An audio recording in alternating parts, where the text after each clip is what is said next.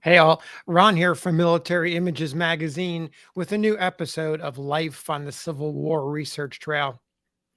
Today, I want to talk about this officer right here. His name is John Downing. I recently added this image to my collection because he was in the 44th New York Infantry, and I've found that regiment particularly interesting because of its role early in the war being formed and later on in all the battles that it participated in, including Gettysburg, where, by the way, Downing was wounded. And I knew this going in when I purchased the image. I knew he was in the 44th and that he was wounded at Gettysburg. I didn't know anything else about him. So I started to try and find out. And I happened to go to newspapers.com because I thought, let me get a little sense of what his obituary says.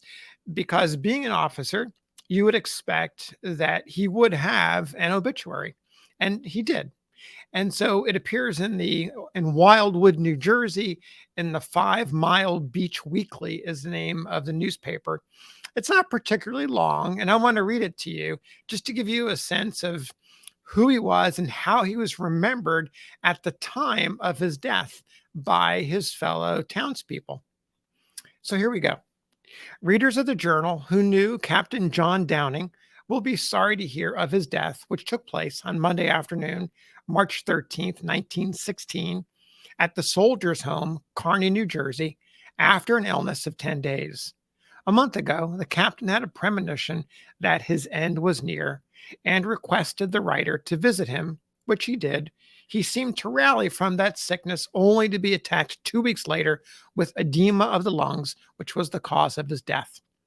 His funeral took place on the 15th instant, he being given military honors. His body was taken to the burial cemetery, Albany, New York, and placed in the receiving vault to remain there until the spring, when it will be taken out and laid by the side of his wife in the fellow's family plot.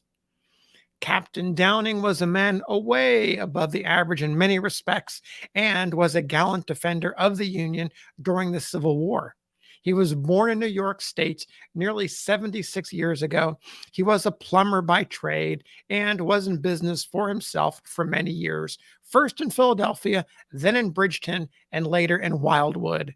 At the time of his death, he was still an elder in the Holly Beach Presbyterian Church. His nearest surviving relative is a nephew, Professor Townsend H. Fellows, New York. So there's the obituary. And as you'll see, or as you noticed, you may have noticed, his Civil War mention is pretty small.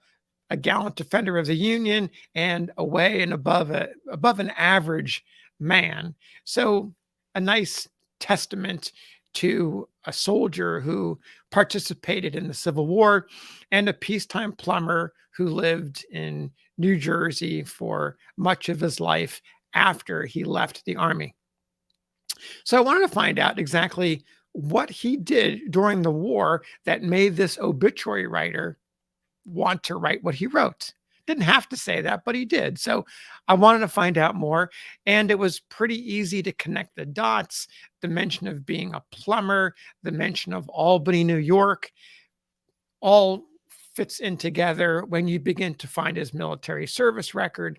Those details are all confirmed. His age is in his early 20s during the war. All of it fits in very nicely. And he began his service in 1861, in the fall of 61. And it's one of these stories of a soldier who proves himself in the battlefield and in camp while he's on campaign. He starts out as a private.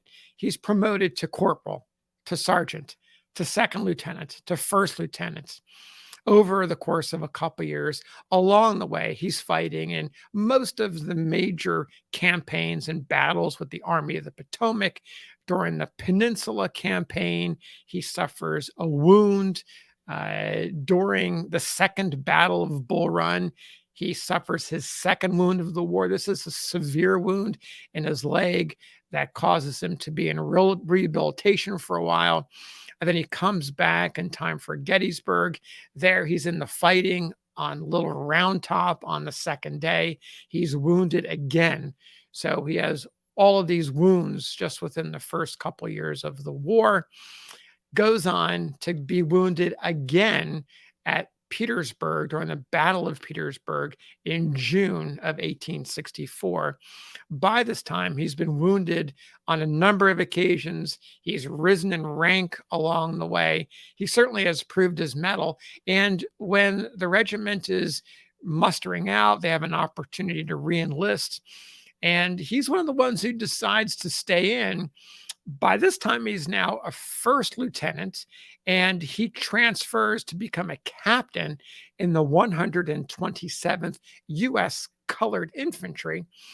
And if you know students of the Civil War, if you know the colored infantry regiments, the 127th is one of the hardest fighting regiments during the Petersburg campaign. They are at Chaffin's Farm, Fair Oaks, Darbytown Road, and the Appomattox campaign, including Appomattox. Downing is there. He's all part of this. And he serves on detached duty for a while, which is when I came across this interesting document that I want to share with you right now. It was written on March 22nd, 1865, in his own hand, in Downing's hand.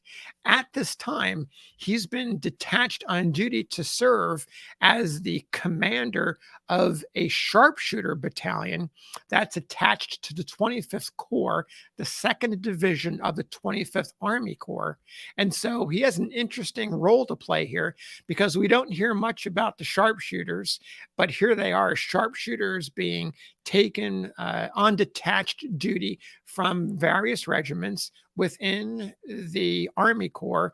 And this is not just happening in the 25th, it's happening in Army Corps all across the Army of the Potomac, where they are designating groups of men who are excellent marksmen to be part of these elites, if you will, groups of men, in this case, a battalion. So, what is unique about this particular case? Remember, Downing is responsible, his regular job is as an officer in the 127th U.S. Colored Infantry, but now on detached duty, some of his own men, the enlisted men, the black men in his command, they are being detached on duty as sharpshooters. And the document says here, I have the honor to state that I received on the 18th instant a copy of Special Orders number 64 detailing the following named enlisted men for duty as sharpshooters, and that the men have not yet reported. And he goes on to list them: Privates Elliot Butler, Joseph Minnie, Nathaniel Bradley, Edward Johnson, Charles Davis, Joseph Myers, and John Sandridge. Oh, all of these men are men of color, and they've been on detached duty as sharpshooters. They have yet to report, but they have been identified as those who will be part of it. So, for those of you who are students of the experience of men of color during the Civil War, this is an interesting area to explore the role as African Americans as sharpshooters. So, for those men who were on detached duty and Captain Downing, or I should say, at this time, he's first lieutenant. He becomes captain a little bit later. Between February and May of 1865, during the last waning weeks and months of the war in the East, that fateful day at Appomattox on April 9th, 1865, while General Robert E. Lee is surrendering the army to Ulysses S. Grant, here is Downing and his his comrades in the 127th who are on detached duty as sharpshooters. Now, the war is over, but not for them. The 127th, they go on to be sent to Texas, where the border with Mexico is in, there's some concerns going on there because you've got the French in Mexico and no one's really sure what's happening. There's concerns about incursions into the United States. And America needs to sort of, now that the war is over, we need to send some reinforcements out that way to let foreign powers know that America is watching. And so the 127th goes from Appomattox to a new front lines, the frontier lines in the Texas Mexico border. And they're there for much of the rest of 1865. They come back home in October of 1865 when they're mustered out.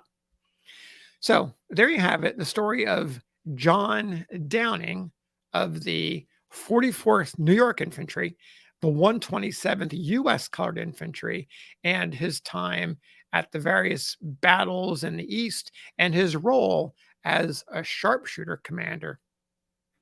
So thanks for listening.